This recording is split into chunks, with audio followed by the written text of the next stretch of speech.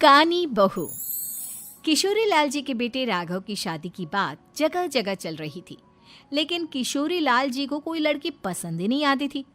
और उसकी एक ही वजह थी, किशोरी लाल जी का लालची होना।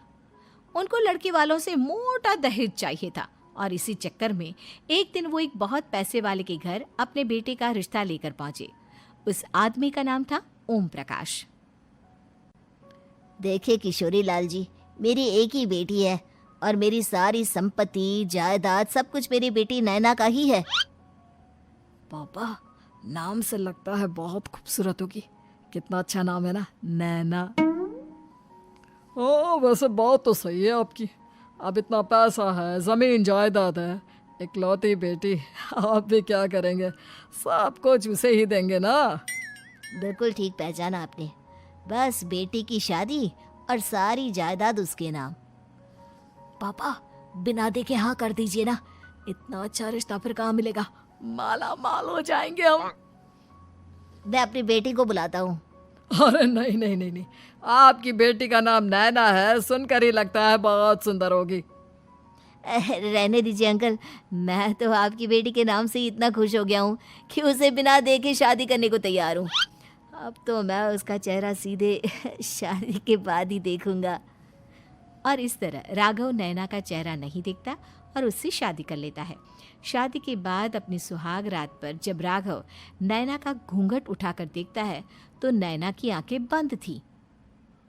कितनी खूबसूरत हो तुम नैना, जरा अपनी आंखें खोलकर मेरी तरफ देखो तो सही। नहीं, मुझे शर्म आती है। अरे, मैंने तुम्हें शादी से पहले भी नहीं देखा, और अब अगर तुम आंखें खोलकर मुझे देखोगी भी नहीं तो मुझे अच्छा कैसे लगेगा? इससे पहले कि नैना अपनी आंखें खोलकर राघव की तरफ देखती, अचानक से लाइट चली गई और राघव नैना को पूरी तरह से देख भी नहीं पाया। अगली सुबह नैना राघव के लिए नाश्ता बनाकर लेकर आई। अरे ये क्या, आधा पराठा सीका हुआ है और आधा बिल्कुल कच्चा। ये तुमने क्या किया नैना? बहू, तुमने क्या आधा पराठा तवे से नीचे लटका कर रखा था, जो आधा सिका है और आधा कच्चा? मुझे जितना दिखेगा उतना ही तो सीखूंगी ना पापा जी। जहाँ जहाँ मुझे नजर आ रहा था वहाँ मैंने सीख लिया, जहाँ जहाँ नहीं दिखा वहाँ कच्चा रह गया होगा। इसका क्या मतलब है? ये कैसा मजाक कर रही है तुम? अरे बहू, तुमने इतना लंबा घूंघट क्यों लगाया हुआ है? देखो, हमारे घर में बहुओं को बेटी की तरह रखा जाता है, और फिर तुम तो इतना सारा माल लेकर आई हो। देखो, ये घूंघट डालकर रखने की कोई ज़रूरत नहीं है। हाँ नैना, पापा जी ठीक कह रहे हैं, तुम तो आराम से रहो, अपना ही घर समझो। नैना अचानक से अपना घूंघट उठा लेती है। अरे ये क्या पापा, नैना की तो एक आंख फूटी हुई है। नाम से नैना, लेकिन ये तो कानी बहू निकली। मेरे साथ धोखा हुआ है, धोखा। बिना दिखाए अपनी कानी लड़की मेरे संग ब्याह दी। मुझे कानी बीवी नहीं चाहिए। मुझे अभी ओम प्रकाश जी से बात करनी पड़ेगी।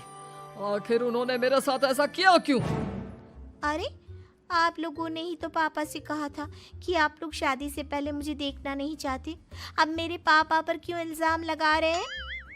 अरे लेकिन उन्हें बताना तो चाहिए था ना कि तुम कानी हो, एक आंख से तुम्हें दिखाई नहीं देता।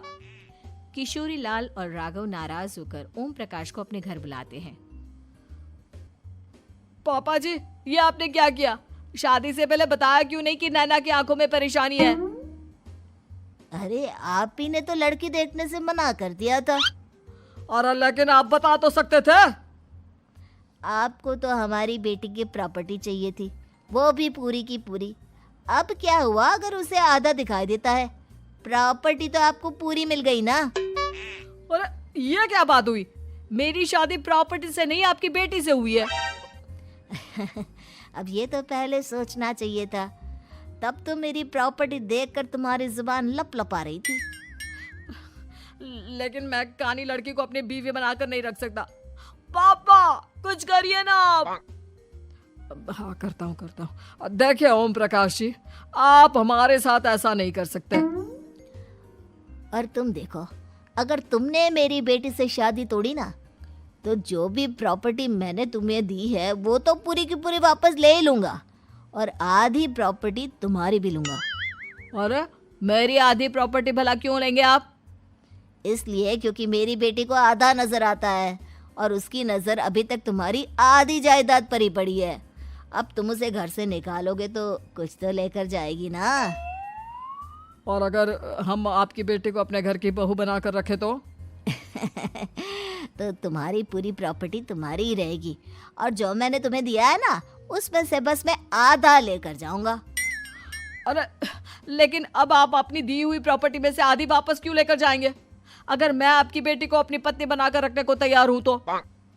इसलिए ताकि भविष्य में अगर तुम मेरी बेटी को धोखा दो तो उसके पास कुछ तो रहे जो पति का हो।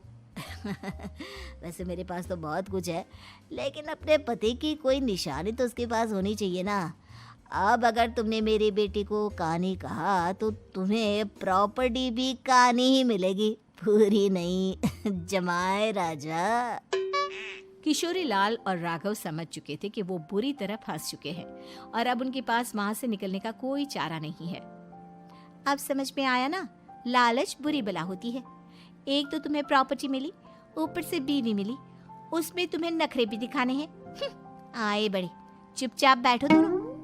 कुछ दिनों के बाद नैना राघव की कार लेकर बाजार घूमने निकलती है और जब कार लेकर वापस आती है, ये क्या?